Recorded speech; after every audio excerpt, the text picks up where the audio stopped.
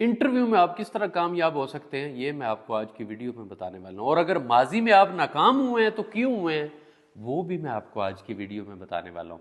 और ये जितनी बातें भी मैं आपसे करूँगा, ये मैं एक्सपीरियंस की बुनियाद पे करूँगा, तजर्बे की बुनियाद पे। ये बातें रिसर्च में तो हैं ही हैं, लेकिन ये कि ये मैं आपको ज़ाती तजर्बे की बुनियाद पर करूँगा, क्योंकि मैंने कोई 20 से ज़्यादा डिफरेंट किस्म के इंटरव्यू ज़िंदगी में दिए हुए हैं, डिफरेंट किस्म की कंपनीज़ में, डिपार्टमेंट्स में, हर जगह पर। तो मैं ये सारी बातें जो आपको बताऊंगा, ये मैं तजर्बे की बुनियाद पर, और उसके अलावा मैंने और काफ़ी सारे लोगों से निगोशिएट भी किया इस पर कि कहीं ऐसा तो नहीं है कि ये एक ही केस हो तो पता चला नहीं। ये स्टोरीज जो हैं सारी कंपाइल करके जो है आज मैं आपके साथ शेयर करने जा रहा हूँ।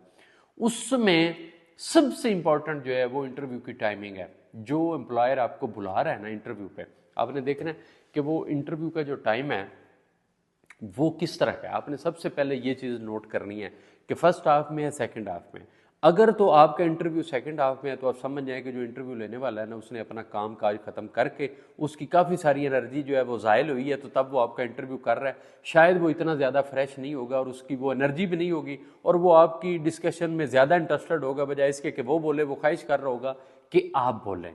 उसके बाद अगर आपका इंटरव्यू फर्स्ट हाफ में, तो बहुत ज़्यादा चांसेस हैं कि वो जो बंदा आपका इंटरव्यू कर रहा है ना, वो फ्रेश होगा, क्योंकि वो पहला काम ही आपके इंटरव्यू वाला कर रहा है। तो वो एनर्जी से भरपूर होगा और उसकी पूरी टेंशन, पूरी तवज्जो आपकी तरफ होगी। तो आपको शायद उतना टाइम ना मिले जितना टाइम वो सवाल करने में लगाएगा। तो ये आपने इस बात को गौर। दूसरी बात जो है वो टाइमिंग है कि आप जब वो आपको बुलाते हैं तो आप किस टाइम पर वहाँ पहुँचते हैं। तो आपने कोशिश करनी है कि आप 10 मिनट पहले पहुँचे, 2, 3, 4, 5 घंटे पहले नहीं, और ना 2-4 मिनट, 10 से 15 मिनट आपने उस जगह पर पहले पहुंचना है, सिर्फ जायज़ा लेने के लिए कि वो जगह जिधर आपने जाना था, क्या वो जगह दुरुस्त है, जिस बंदे को आप मिले हैं क्या वो बंदा मुतलका है जिसने आपका इंटरव्यू करना है, ताकि वो इंगेज हो सके आपके लिए। दूसरी जो उस इंटरव्यू के हवाले से तीसरी चीज़ जो मैं आपको बताने जा रहा हूँ, वो है कि आप जो साबका आपकी जॉब है ना, जो एम्प्लॉयर आपका गुज़श्ता है, उसके बारे में आपने शिकायत नहीं करनी। वो आपको पूछेगा अच्छा आप उसको क्यों छोड़ रहे हैं, तो आप कहें जी वो तो मुझे सैलरी कम देते हैं। वो पूछे क्यों छोड़ रहे हैं, तो आप कहें जी मैं खुद को वहाँ पर कंफर्ट नहीं फील कर रहा। इसका मतलब है कि आपका कंफर्ट जो है वो ऊपर से उतर के आना है। नहीं, ये चीज़ आपने बिल्कुल नहीं करनी।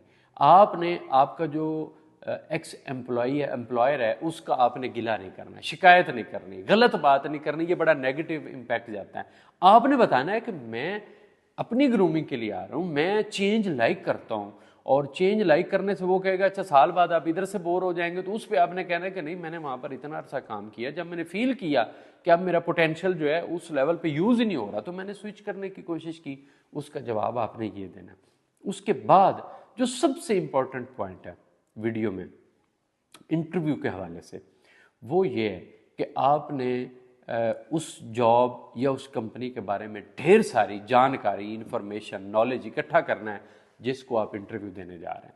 आपको पता वो कंपनी क्या प्रोडक्ट बनाती है, कैसे सेल करती है, उसका वॉल्यूम कितना है, उसकी वर्थ क्या है, उसके नंबर ऑफ एम्प्लॉयज़ कितने हैं, उसके पर्क्स क्या हैं, बेनिफिट्स क्या हैं, वो अपने एम्प्लॉयज़ के साथ कैसी है, और उसकी पॉलिसीज़ कैसी हैं, इंटरनेशनली या नेशनली उसकी रेटिंग क्या है। ये सारी बातें ये आपके नॉलेज में होनी चाहिए। और आपने जब वो आपसे सवाल करें तो उनको पता हो, वो आपसे पूछे कंपनी के बारे में या क्यों आने, सवाल कि आप क्यों आना चाह रहे हैं, तो उसके जवाब में आपके पास ढेर सारी तारीफ़ें हों उस कंपनी के बारे में जिसमें आप इंटरव्यू देने जा रहे हैं कि सर मैंने इस जॉब के बारे में जो कुछ सुना है, मैं समझता हूँ कि यहाँ पर मैं बहुत ज़्यादा ग्रूम कर सकता हूँ और मैं सीख सकता हूँ, मैं सीखना चाहता हूँ।